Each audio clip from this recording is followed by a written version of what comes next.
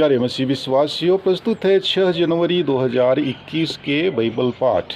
पहला पाठ इब्रानियों के नाम पत्र अध्याय 13 पद संख्या 15 से 17 और 20 से 21 तक से लिया गया है।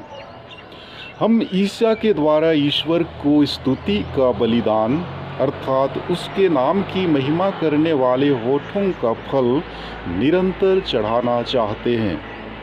आप लोग परोपकार और एक दूसरे की सहायता करना कभी नहीं भूलें, क्योंकि इस प्रकार के बलिदान ईश्वर को प्रिय होते हैं। आपके नेताओं को दिन रात आपकी आध्यात्मिक भलाई की चिंता रहती है, क्योंकि वे इसके लिए उत्तरदायी हैं। इसलिए आप लोग उनका आज्ञा पालन करें और उनके अधीन रहें, जिससे वे अपना कर्तव्य आनंद के साथ न कि आहें भरते हुए पूरा कर सकें, क्योंकि इससे आपको कोई लाभ नहीं होगा। शांति के ईश्वर, जिसने शाश्वत विधान के रक्त द्वारा भेड़ों के महान चरवाहे हमारे प्रभु ईसा को मृतकों में से पुनर्जीवित किया, आप लोगों को समस्त गुणों से संपन्न करें, जिससे आप उसकी इच्छा पूरी करें। वह ईसा मसीह द्वारा हम में वह कर दिखाए जो उसे प्रिय है। उन्हीं मसीह को अनंत काल तक महिमा। आमीन। यह प्रभु की वाणी है। और आज का सुसमाचार पाठ संत मार्कुस के सुसमाचार अध्याय 6 पद संख्याएं 30 से 34 तक से लिया गया है। प्रेरितों ने ईसा के पास लौटकर उन्हें बताया कि हम लोगों ने क्या क्या किया और क्या क्या सिखलाया है। तब ईसा ने उनसे कहा, तुम लोग अकेले ही मेरे साथ निर्जन स्थान चले आओ और थोड़ा विश्राम कर लो, क्योंकि इतने लोग आया जाया करते थे कि उन्हें भोजन करने की भी फुर्सत नहीं थी। इसलिए वे नाव पर चढ़कर अकेले ही निर्जन स्थान की ओर चल दिए। उन्हें जाते देखकर बहुत से लोग समझ गए कि वह कहाँ जा रहे हैं। वे नगर नगर से निकलकर पैदल ही उधर दौड़ पड़े और उनसे पहले ही वहां पहुंच गए। ईसा ने नाव से उतरकर एक विशाल जन समूह देखा।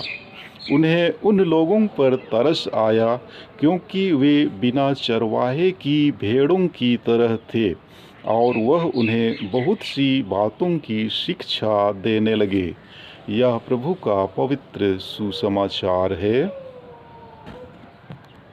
प्यारे मसीही विश्वासियों, सत्य कार्य एवं साधनों का विभाजन हमारे जीवन का सबसे महत्वपूर्ण बलिदान है। अपनी भलाई और प्रशंसा तो सभी चाहते हैं, लेकिन दूसरों की भलाई और प्रशंसा करने में ही हमारी महानता है। आज के प्रथम पाठ में यीशु को महापुरोहित के रूप में दर्शाया गया है, जो हम सब के लिए पिता के सम्मुख हमारे लिए अर्जी करते हैं। हमें भी ईश्वर का यशोगान करते रहना चाहिए। यशोगान केवल हमारे होठों तक ही सीमित नहीं रहना चाहिए, बल्कि यह भले कार्यों और अपने पास जो कुछ है उसे बांटने के द्वारा व्यक्त होना चाहिए, क्योंकि ये सब प्रभु को प्रिय हैं। हमारी कथनी और करनी में सामंजस्य होना चाहिए, क्योंकि क्रियाविहीन शब्द खोखले होते हैं। ईसा मसीह जिन्होंने जो कुछ कहा उसे करके दिखाया, अतः वही हमारे आदर्श होना चाहिए। और आज के सुसमाचार पाठ में हमने सुना कि यीशु के शिष्य अपने मिशन कार्य को पूरी करने के बाद ईसा के पास लौट आते हैं और उन्हें अपने मिशन कार्यों का विवरण देते हैं।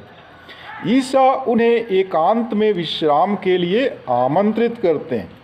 वे खुद प्रार्थना में समय व्यतीत करने और लोगों की भीड़ से छुटकारा पाने के लिए एकांत की शरण लेते हैं।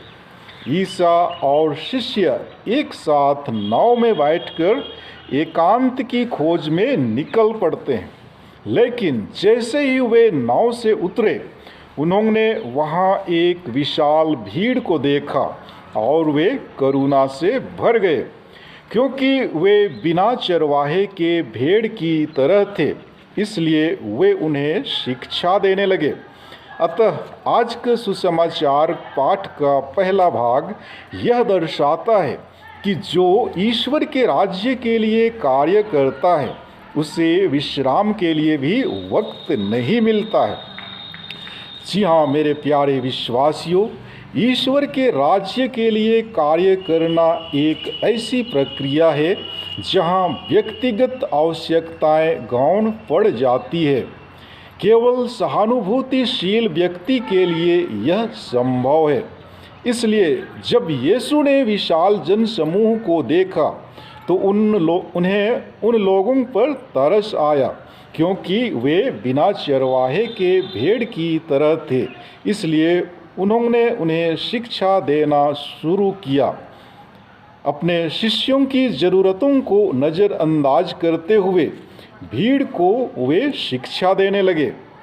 दयालुता एक ऐसी गुण है जिसे खरीदा नहीं जा सकता, परंतु सतत प्रयास द्वारा अपने में विकसित किया जा सकता है।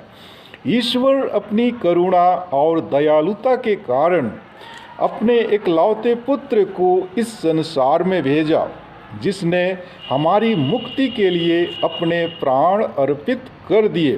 प्यारे मसीह विश्वासियों, भला चरवाहा वही होता है जो अपने भेड़ों को हरी चारागाह और निर्मल जल स्रोत के पास ले चलता है। आज हमारे बीच विभिन्न प्रकार के नेतागण हैं, परंतु लोगों का मार्गदर्शन करने में असमर्थ रहे हैं। फलस्वरूप लोगों के कदम अनैतिकता की ओर बढ़ने लगी है। ईसा मसीह लोगों के लिए नेता, गुरु और चरवाहा बने। आज हमें भी अच्छे नेताओं की ज़रूरत है।